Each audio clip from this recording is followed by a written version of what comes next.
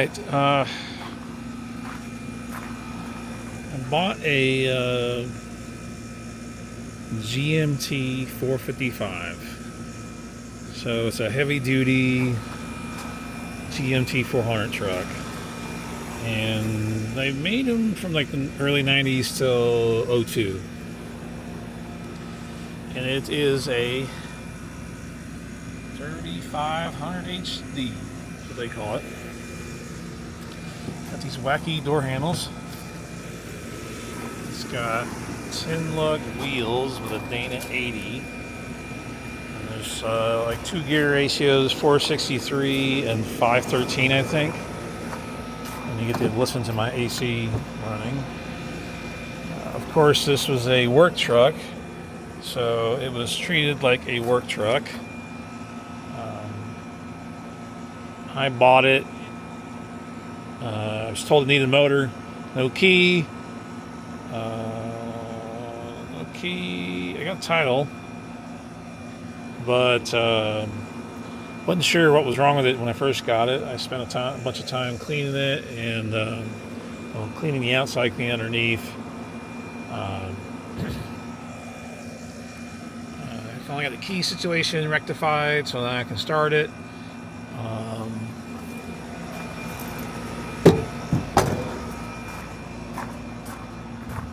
And the reason I bought it, I guess I haven't already figured it out, is because it's got an 8.1 in it. And I've been wanting one of these for a while. So, like my temporary gas tank. But, so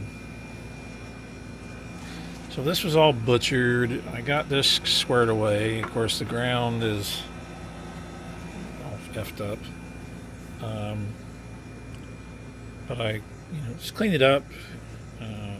Once I got everything clean and start looking over things, I pulled the plugs and I turned it over, and it turned over fine. So I didn't understand what was wrong with it.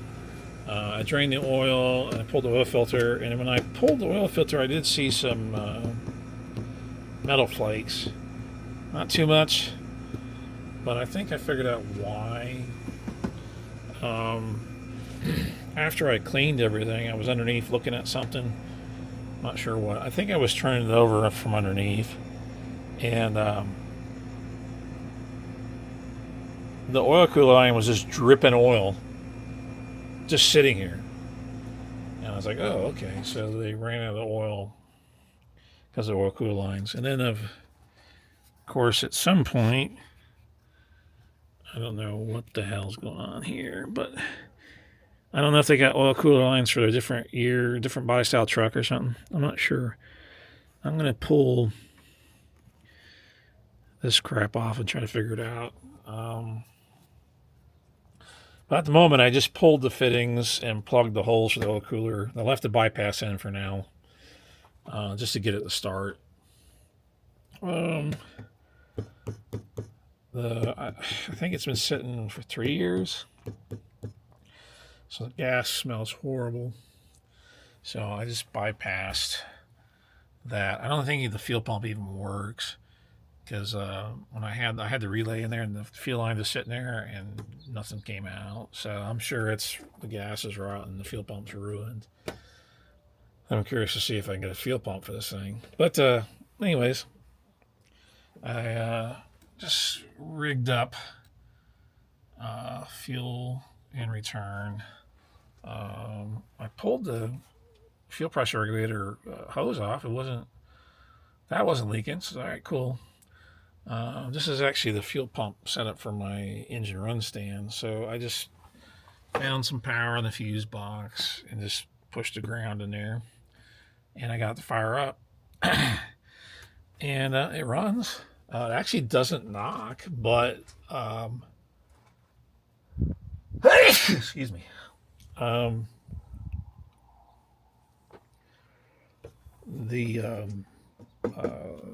I was sitting when I first started the first time, I started it, and this cluster has a check gauges light, and when I started it, it said check gauges, and the oil pressure was like 5 pounds. was like, oh, So I'm gonna double check. I'm pretty sure it's food bar. I'm gonna pull it out anyways. I think it just needs a crank and bearings. I think it was just ran low in oil, and the clearance is excessive now. But I'm gonna pull it out and check it. I've got a crank already polished. I bought for something completely different, so I'll do that. I'll probably take the injectors out and clean all the trash out, and then figure out the fuel situation.